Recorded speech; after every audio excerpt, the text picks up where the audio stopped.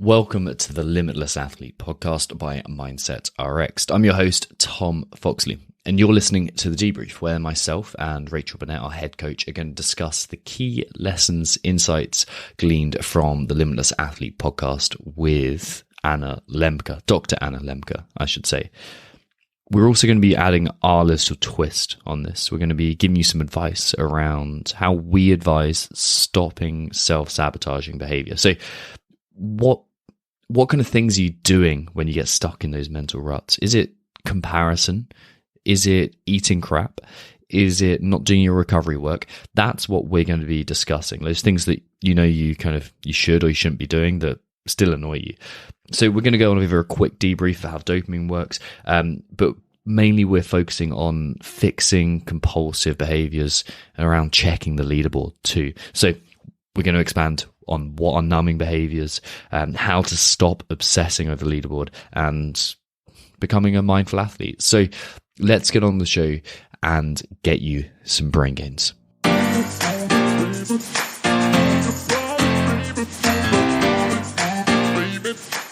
don't know what's going to happen, but I'm willing to work as hard as I can. There is no past, there's no future, there's just this moment right here. If I did that, if I can get through that, like, come at me. Changing how I saw myself, like as a man, not just as an athlete. It's okay that I struggle. It's okay. That's part of the deal. It's how I respond to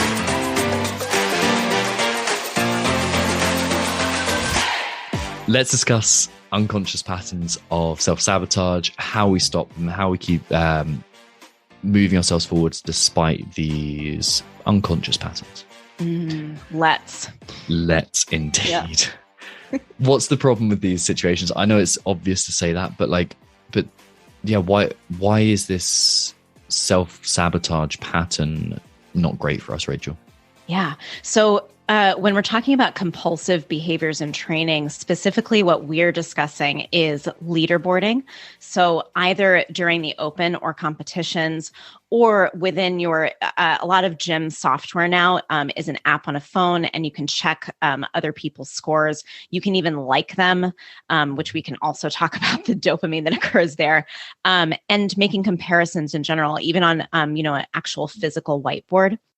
There is often we see a compulsive need to check the whiteboard and check the leaderboard. And the reason that this is self-sabotaging and harmful is because it's creating an addiction to the information that's provided. And because it's not information that we have control over, I don't control whether or not I beat somebody else in the gym. I control whether or not I give my best effort. And sometimes that'll be winning, and sometimes it'll be coming up short. Because I don't have control over that, I've now handed over my happiness to somebody else, my contentment and satisfaction. And the thing is, what we learned about dopamine with Anna Lembke in this podcast is, if I get that low, if I don't see the ranking that I want, I then want it even more. And sometimes that leads us to work harder. And sometimes it leads us to just check more compulsively. And that disconnect is what leads to overtraining, burnout, like we talked about last week. Yeah. So what's important there is, like, this can be a serving thing. We can use it. Like, the gamification of everything now can be used really well if it's used intentionally. But when it's used unintentionally and it's just happening to us, that's when things get a little bit dangerous for us. And that's when it can lead into these unconscious patterns and unaware patterns of disruptive behaviors. So we have this like leaderboarding effect. Maybe this is just me talking about me, but I see it in a lot of people as well. The phone use thing, like finish a set of weightlifting, get on your phone. It's You're like right on that Instagram scrolling. Totally. Yeah. I've realized once I was scrolling through an Instagram feed that wouldn't load because I was in an underground gym. And I'm like, what am I doing here? This is completely pointless, futile I've lost activity. my mind right now. Yeah, it's insane. I need it. Exactly right. So these are the two big ways that I see self-sabotage and kind of those compulsive behaviors in training showing up. Are there any other ways that you see things going on there? Nutrition's probably one. Sure. Yeah. I mean, there's so much to talk about in nutrition. Restricting diets compulsively is definitely a big problem, especially among women, because we're taught not to eat enough, honestly. We can also see this in like compulsive training in general. So the inability to take an unplanned rest day. You can also see it in compulsive behaviors around improvement. So dedication and persistence are really positive qualities, but we can also turn them against ourselves in like a punishing way. So it's, I didn't do snatches right in the workout, so I'm going to make myself snatch after this workout. And if I don't get it right, I'm going to be pissed off at myself. Like, that's just a really shitty way to feel. Yeah, exactly right. Exactly right. What I found incredibly interesting throughout Anna's podcast was she just, these nuanced bits on dopamine. I think most people are aware of like, oh, dopamine's like the feel good thing. You do things when, and dopamine's released and it feels good. Yeah. But a few kind of nuanced things changes everything. Around, it's around the expectation of reward, not the reward itself. So when your body's expecting, or when your mind and brain are expecting a reward, that's when there's a little squirt of dopamine. It's like, oh, that's going to feel good, so I'm going to keep on doing that. I'm going to rephrase what squirts. Yeah, I can't remember what I heard the other day, and I was like, oh, and then it's obviously seeped into. But yeah, let's not use that again. And it's just like, all it's doing is it's making you likely to repeat this. It's making you kind of, you're just, okay, I'm more likely to perform this behavior in the future. That's why it's there. That's the main reason it's there, to kind of reinforce these strategies. And evolutionarily, great, like, because the berries were scarce, like everything was. You had to keep looking for pleasure. Exactly. Yeah, we were in a scarce environment, whereas now everything is abundant. You may not feel it because of our neurochemistry, but like, you know what? It is abundant. Life is pretty good right now. So it's like evolutionarily wise. And these kind of small things that I found very, very useful, especially when it comes to changing compulsive behavior around training, because it's like, okay, I'm doing this because I'm expecting a reward. There might not actually be a reward coming. This might just be a trick in my biological makeup.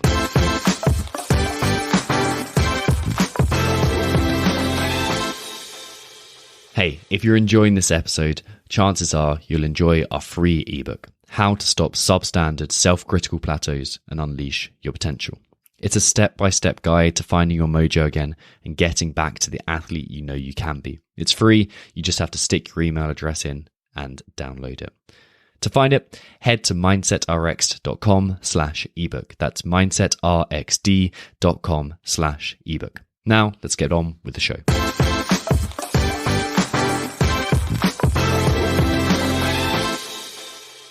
So with that, what are the kind of, we've done why is leaderboarding harmful?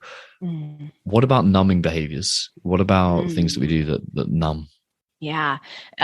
Social media is a big one. And honestly, we could call leaderboarding a numbing behavior as well, right? Like when we feel discomfort or a kind of lowness, we'll often seek a high. So that seeking is the dopamine. And so when we experience that compulsion to scroll through social media, to check the leaderboard again to see if maybe our ranking went up, or to see if we got more likes on a post on social media, or to check our weight again. That's another one, checking weight compulsively. When we do, wait, I forgot the question. And numbing.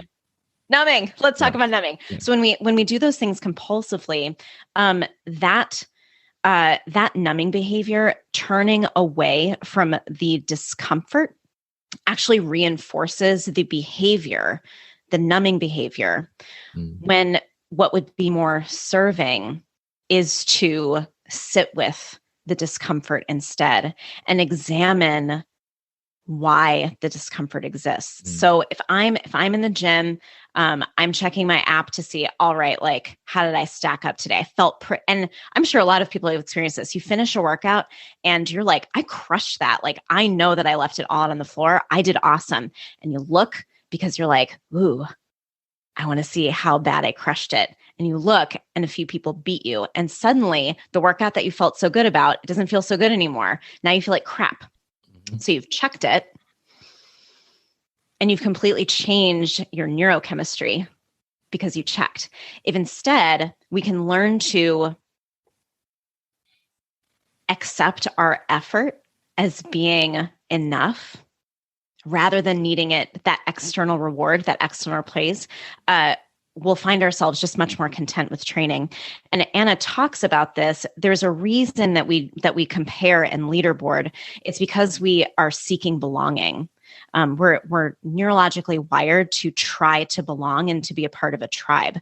So that evidence is being sought through the leaderboard, through likes on social media, through being a certain weight. But we can actually find belonging in much more serving ways, namely by connecting with people on an authentic level. But it's harder. Yeah, way harder. It's Way so much harder. easier just to double tap a heart-shaped button. It sure is. Way easier. It doesn't work. Effort over outcome. That's the key takeaway I got from that. It's like, okay, let's learn the skill, which is a difficult thing to do, of appreciating effort and not just the outcome. Incredibly difficult thing to do, but it's definitely possible. Yeah, it's practiced. It's definitely a practice. Exactly. Yeah. And she outlines a way to do that. So we can talk about that too. Yeah. There's a few elements, and we go through the dopamine acronym. There we go. We got the right word. We went through the dopamine acronym within the podcast, but there's a few key points that really overlap so neatly with the Mindset Rx method and this process of change that I think it's worth pulling them out and talk about how we work with that at Mindset Rx and see how we can guide some athletes towards growth here. So the first section of the Mindset Rx method is testing, right? It's figuring out where we are right now. And that comes up in 3 parts of the dopamine acronym. First one of those is data. So when we talk about gathering data about our mindset and gathering data about our behaviors, how would you recommend athletes start with that? The easiest way to do it is by writing it down either in a paper journal or in a document that you can keep in, your Google Drive. Something that's searchable can actually be really helpful. But that ability to find total honesty with ourselves first, and then also with other people, owning up to what we've been doing, that brings our unconscious behaviors and thoughts and emotions to consciousness, and bringing it to consciousness is how we do testing. Yeah. We're starting to get scientific about this. We're stop relying on hopes and we're saying, no, I'm going to become scientific. I'm going to see this as objectively as possible. And it comes down to the whole point of the testing phase, which is, can I see myself and the world as objectively true as possible? So we're seeking truth, not what we hope is the case, or not what we're used to believing is the case. Yes. Ooh, there's definitely something to that, right? Like, you really have to be willing to accept that maybe this was in Richard's podcast, seeking truth means that you have to be willing to accept that you might have been wrong before. Uncomfortable. Really and let's probably say that we probably are wrong in so many ways of what we're doing. But that is just 100, exactly 100 as well. That is, and even if we build things out, that is how you find growth in any area, whether it's politically, whether it's in terms of training, whether it's in terms of relationships, whether it's in terms of businesses, whatever it is, it's what is the truth? How can we find the truth? And it's no different with compulsive behaviors. It's what am I doing? And how can I gather data about it? So how often am I checking my leaderboarding app? Maybe I clock how many times I look up to see the leaderboard in my training session.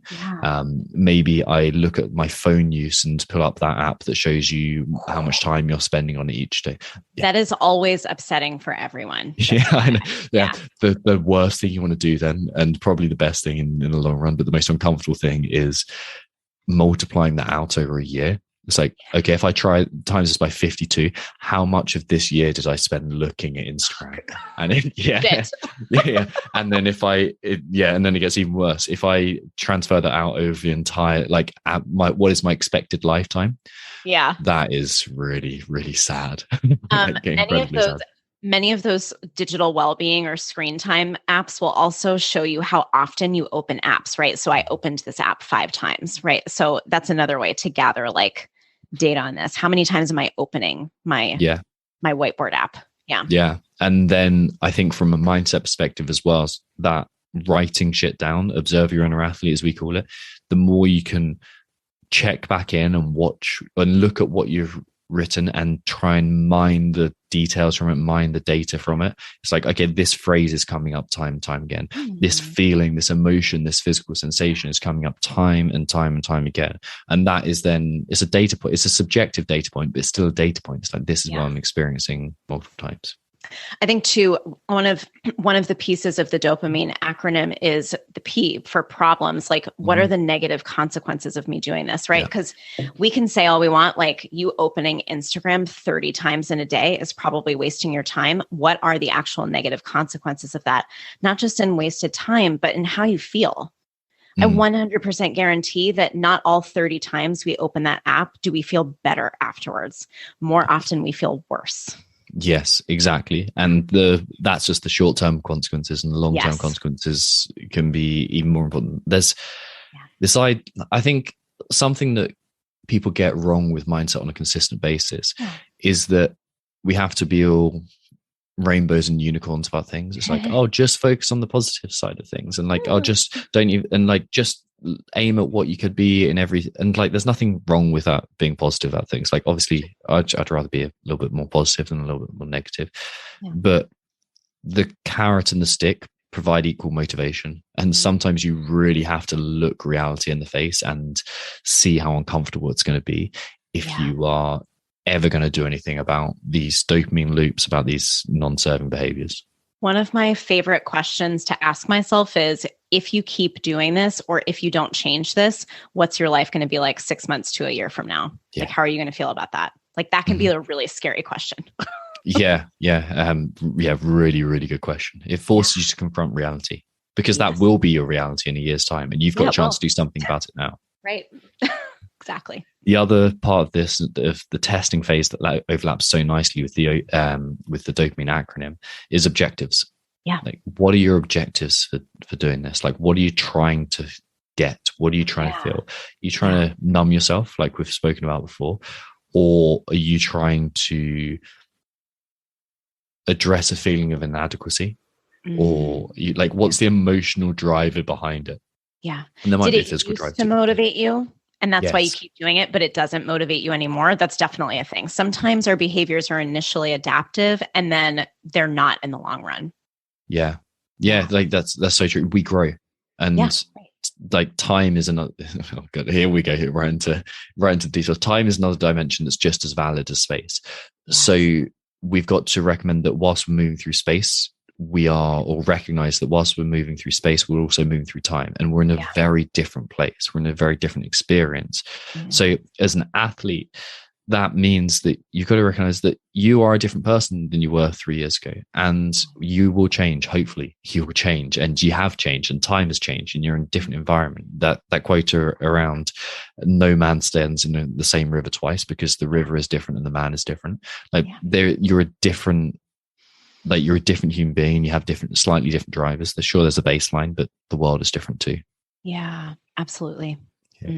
So we have the testing phase. That's really the first thing in Mindset Rx that we do. We start with testing. We really do a lot of these things. We gather data, we look for objectives, and we isolate the problems that are going to come about from these behaviors. That's really a big step in this. Then I think presence is a big piece as well. We can talk about aiming up, and I think absence is a part of that. But I think presence is a big thing here. And Anna talks about mindfulness. How do you begin working on mindfulness with athletes, Rachel? And just chuck that problem on you. That's so uncomfortable for so many of us. Mindfulness and presence require the very difficult ability to sit with discomfort. So it's essentially learning to tolerate suffering rather than running away from it in some way, either by seeking dopamine or by numbing in some new way. That's often what happens. We might give up social media, but then all of a sudden we're like watching TV more. Yeah. So we're constantly seeking this new entertainment distraction from reality. Yes, exactly. Yeah. But learning to tolerate the feelings of discomfort that lead to the seeking of numbing is really important. And I think this is where Anna talked a little bit about this. What she said was when we numb or try to escape from suffering, we also escape from meaningfulness and purpose. So you can't have it both ways. And Brené Brown talks about this in her book, The Gifts of Imperfection. We can't we can't numb discomfort or suffering without also numbing our ability to feel joy. So you either numb everything or you feel everything. So you can either choose to live a life that exists in this very narrow band, or you can experience the full spectrum of human suffering and joy. There's no way around that. But mindfulness requires us to be able to sit still. And so meditation is a really good, but difficult project to take on. But honestly, we can practice mindfulness in very small ways too. Like rather than going through the motions while preparing a meal, attempting to prepare a meal with full presence in what we're doing. So feeling and even eating a meal, feeling the weight of the fork in our hand and taking a bite and chewing it before swallowing it rather than shoveling it in, which is what I do. But actually tasting our food and thinking about how it tastes and setting the fork down in between bites. We can also do this with training. So stepping into the gym and being fully present in what's going on rather than thinking about everything that's happened in the past or everything that's going to happen in the future. It takes practice. But meditation is a nice tool for this because you're technically taking yourself away from all of the distractions that make it difficult to build the skill. And you can meditate for 2 minutes and get something out of it. Yeah, especially initially, like Yes. all you're trying to do is build the ability to be aware of exactly what's happening on. That's what you do. You're just like, okay, what's happening? What am I feeling? Like just looking, just watching. You're becoming the observer. I actually put out in the email that I put out today. If you're going to wash the dishes, just wash the dishes. That's all you're all there to do, rather than complaining about like, oh, what am I doing here? Like, oh, I hate doing this. Such a waste of time. Blah blah blah blah blah. Just get on with it and see it. Like that is a useful moment to train your mindfulness.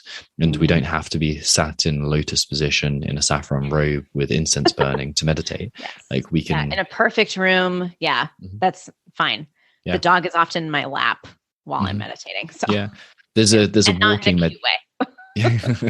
there's a walking meditation you can do, which is just you're walking around and you just become aware of what reality looks like. It's like, okay, what am I seeing right now? And where am I in this world? And if you just keep on walking around and looking around at what's happening and really thinking, what is it like for me to experience this? You are getting the benefit of meditation, and that will transfer to so many different areas. So you have that mindfulness piece. And then when it comes to actually abstaining from those actions that aren't serving you, you have more awareness of the subtleties of emotion and physiological change that are going to lead you into that rut of non-serving behaviors. Yeah. And thank you for bringing up the physiological change, because that's what's going on. Like that like craving to check the leaderboard or to check our weight. That craving is, it's chemical. It's dopamine. So if we can learn to just say like, this is just dopamine, I can sit through it and it will pass over time. If we can learn to abstain from those things, then eventually the chemical wears off. Yeah, exactly right. Exactly right. Yeah. So in summary, is there anything else you want to add before I wrap up? I think the last piece of dopamine is really important. Experiment. It's okay for it to be a little sticky, to fall off the wagon is human. And just trying things is worthwhile, because that is what leads to growth, is trying things and failing and trying again. Yeah. Yeah. So in summary, then, these behaviors that are compulsive are preventing our progress through making us feel shitty in a lot of ways. They're wrecking the kind of the balance of our minds, and they're causing us to do things that don't serve us time again, and don't move us forwards, whereas we could be investing that energy otherwise. And the way we're going to overcome that is by firstly testing our mindset. So gathering data, what are the objectives of this behavior, and what problems is it creating, and like, how am I numbing this? And then developing this mindfulness around this. So developing presence, and yes, we want to create a vision of who you can be without this, and create goals and all this kind of thing. But that mindfulness piece is key. And we're going to do that through kind of, yes, meditation is a good tool and it's a great tool, but it's not the ashram version that I think we've all been led into believing it is. So we become mindful, we become aware of what's happening right now, and that leads to us becoming aware of the subtleties of emotion and physiology, which means we can enact change. Thank you for listening to the Debrief partner episode of the Limitless Athlete Podcast. Make sure you subscribe so you don't miss out on upcoming episodes. We'll be speaking to CrossFit Games athletes, coaches, authors, and other inspiring people who are going to help you find your next level inside and outside of the gym. Loads of awesome future podcasts coming right up. If you can leave a great 5-star review and share the episode with your friends, that would be great. See you next week with another mindset shifting interview and a debrief episode to follow up.